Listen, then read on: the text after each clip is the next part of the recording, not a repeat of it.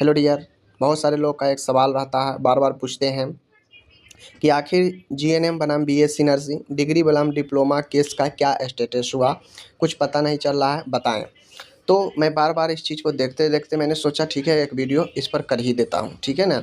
देखिए, तो यहाँ पे जो आप लोग को मैं बता दूँ कि जो अभी ये चीज़ें हो रहे हैं अभी इनिशियल स्टेज में है, ठीक है ना। ये चीज़ें आप लोग ध्यान दीजिएगा यहाँ पे कि अभी ये जो केस है अभी इनिशियल स्टेज में है।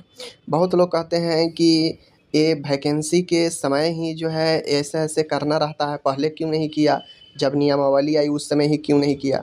तो ये वीडियो बनाने का वो भी मकसद है कि जो लोग ये आरोप लगाते हैं कि उस समय ही क्यों नहीं किया, तो मैं ये बता देता हूँ। देख लीजिए, केस को फाइल किया गया 20 दिसंबर 2024 को ही, और आप लोग जाके देख लीजिएगा दिसंबर में ही जो है आपको नियमावली को प्रकाशित किया गया था। तो उसके जस्ट बाद जो है लोग फाइल कर दिए थे दिसंबर में ही। तो ये तो सबसे पहले जो लोग ये कहते हैं कि नियमावली आई उसी समय क्यों नहीं किया, बाद में क्यों किया, तो पहला तो यहीं पे आप लोग गलत है। जो लोग ये कहते हैं कि वैकेंसी के समय ये सब करते हैं, पहले क्यों नहीं किए, तो ये पहले ही किया है। और केस का रजिस्ट्रेशन जो है 17 जनवरी 2025 को हो गया था। तो ये तो स्टार्टिंग में ही किया गया था जब नियमावली आ गया था। तो आप कहेंगे कि अभी क्यों जो है इस पर ये हो रहा है। तो देखिए, कहीं न कहीं इसमें थोड़ी-सी जो कमज़ोरी हम लोग कहें तो स्टूडेंट का, चूँकि सब लोग फाइनेंशियल मजबूत होते नहीं हैं, और सपोर्ट के लिए अगर किसी लोग को कहता भी है तो लोग जो है नज़रअंदाज कर देते हैं।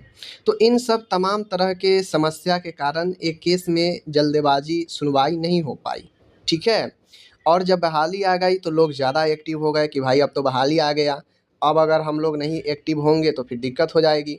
तब लोग एक्टिव हुए, तब जो है आगे बढ़े, तब जाके थोड़ा-सा एक्टिव होने के बाद जो है इनका केस जो है लिस्टेड होने लगा और सुनवाई इस पर थोड़ा बहुत होने लगा।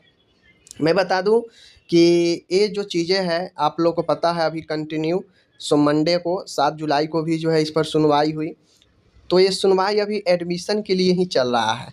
मतलब जो जनवरी में केस रजिस्टर हुआ वो अभी तक एडमिशन प्रोसेस में ही है, यानी इनिशियल स्टेज में ही है। तो कहीं ना कहीं ये एक कमजोरी ही है जो पेटिशनर है या जो उनके सपोर्ट में है, कहीं न कहीं एक प्रकार से कमज़ोर ये केस पड़ा, ठीक है? नहीं तो अभी अभी तक इस पर जजमेंट आ गया रहता, दोनों रहेंगे या जीएनएम ही रहेंगे, इस पर जजमेंट आ गया रहता।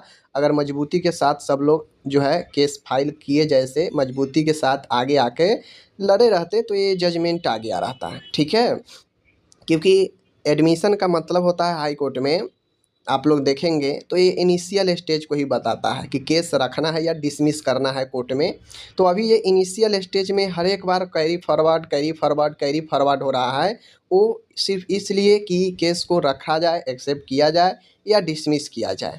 आपको पता भी होगा, मैं आपको दिखा देता हूँ यहाँ पे एक चीज़ें देख लीजिए। यहाँ पे आप लोग देख लीजिए, ठीक है ना। यहाँ पे आप लोग देख सकते हैं कि ये जो ऑर्डर दिया गया था, जो केस से जो हाई कोर्ट बंद होने से पहले जो 15 मई को जो इस पर सुनवाई हुई थी, और उसमें जो ऑर्डर दिया गया था वो ओरल ऑर्डर था, लिखित ऑर्डर नहीं था। लिखित ऑर्डर तभी आता है जब वो केस फाइनली रूप से एडमिशन हो जाता है, एक्सेप्ट हो जाता है कोर्ट के द्वारा, तब उस पे जो है रिटेन ऑर्डर आने लगता है। ओरल ऑर्डर उस समय सिर्फ बहस के दौरान ही दिए गए थे, चूँकि एडमिशन के प्रोसेस में होता ये है कि ओरल बहस चलता है कोर्ट में, जहाँ पे दोनों तरफ के वकील होते हैं, अपना अपना पक्ष रखते हैं, और जज को अगर लग गया, जज महोदय कि हाँ ये केस सुनने लायक है, तो एक्सेप्ट कर लेते हैं। लगता है कि नहीं सुनने लायक नहीं है, आगे बढ़ाने लायक नहीं है, तो डिसमिस कर देते हैं वहीं पे, ठीक है।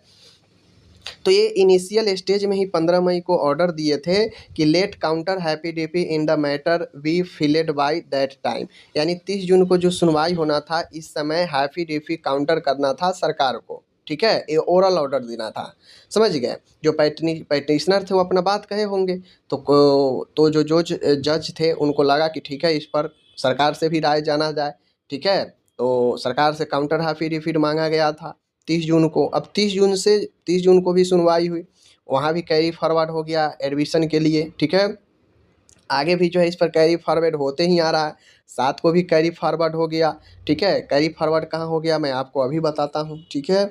यहाँ पे देखिए, ठीक है ना, यहाँ पे आप लोग देख लीजिए, the acting chief justice purpose था एडमिशन, ठीक है। यहाँ पे देखिए 30 जून को भी सुनवाई हुई, कैरी फॉरवर्ड हो गया 1 जुलाई। ठीक है, 1 जुलाई को भी सुनवाई हुई, फॉरवर्ड हो गया 2 जुलाई। 2 जुलाई को भी सुनवाई हुई, फॉरवर्ड हो गया 3 जुलाई। ठीक है, 3 को भी इस पर हियरिंग हुई, 4 जुलाई को फॉरवर्ड हो गया। 4 जुलाई को भी हुआ, अब 7 जुलाई को फॉरवर्ड हो गया। 7 जुलाई को अब हियरिंग हुआ तो अब 8 जुलाई को फॉरवर्ड हो गया है। और ये सब के सब एडमिशन के लिए ही है, यानी इनिशियल स्टेज के लिए ही ये हो रहा है कैरी फॉरवर्ड। ठीक है, तो अब इस पर देखिए अब 8 जुलाई को क्या होता है, क्या ये फिर से फॉरवर्ड होता है या फाइनली इस पर कुछ जो है निर्णय आता है या इसको एक्सेप्ट किया जाता है। ठीक है ना, तो अभी फाइनली इस केस का स्टेटस यही है कि ये अभी शुरुआती अवस्था में है।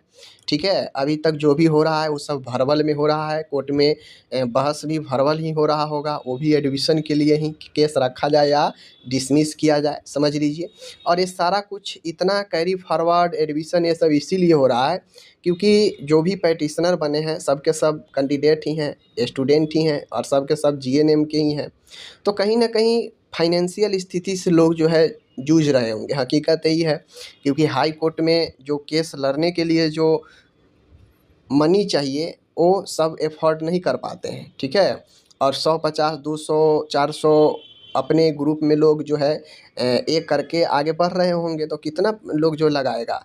इसलिए आज तक ये जो है केस एडमिशन में ही चल रहा है, वरना अगर मजबूती के साथ ये लोग अगर आगे बढ़े होते तो आज कहीं ना कहीं इस केस पर निर्णय आ गया होता। ठीक है, कि भाई बीएससी रहेगा या नहीं रहेगा। ठीक है, मेन मुद्दा तो यही है कि बीएससी को बीएससी के अगेंस्ट में किया गया है। ठीक है, और ये सारे के सारे केस डिवीज़न बेंच में चल रहा है। ठीक है ना, सिंगल बेंच में भी नहीं है। तो देखते हैं क्या होता है, बाकी जो भी कुछ होगा मैं बताऊंगा। मेन देखिए यही चीज़ है कि मजबूती के साथ जो है अभी काम अगर होता तो ये जो है बेहतर हो गया रहता। इस पर मतलब कोई फैसला ऑर्डर आ गया होता। मजबूती के साथ नहीं लड़ने का परिणाम ही है कि लगातार कैरी फॉरवर्ड होते जा रहा है। ठीक है, तो ये चीज़ें हैं, बाकी देखते हैं क्या कुछ होता है और आगे जैसा भी ऑर्डर आएगा मैं आपको बताऊंगा। ओके, धन्यवाद।